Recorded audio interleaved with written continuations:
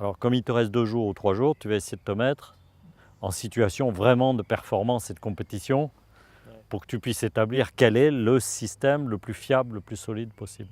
Ce qui est très important dans l'entraînement, c'est de préparer ce qu'on appelle le bon process, c'est-à-dire la mise en route du joueur dans sa préparation du coup, de manière à ce qu'il puisse ensuite être totalement libéré, sans aucune pensée notamment technique, au moment de jouer le coup. Donc ce process, en général, passe par 3 phases, c'est-à-dire une phase de choix.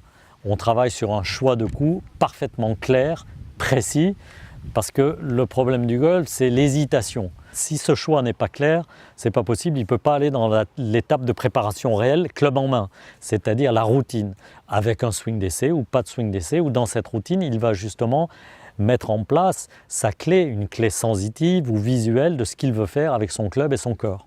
Tu dois te servir de l'image de la balle qui roule sur le green, magnifique, et qui rentre par le bon côté. Mais une fois que cette image, tu t'en es servi, ce qu'on a appris, c'est que toi, tu dois fermer le rideau et ensuite te concentrer sur ton ressenti pour que l'exécution soit bonne. Donc mon rôle, ça va être de veiller à ce qu'il ne sorte pas du cadre. Je ne vais pas ajouter parce que c'est le moment de la compétition. Au contraire, je vais enlever. Je vais débroussailler, je vais le ramener sur ces 2-3 clés. Par contre, ces clés, je vais veiller à ce qu'il les fasse très très bien.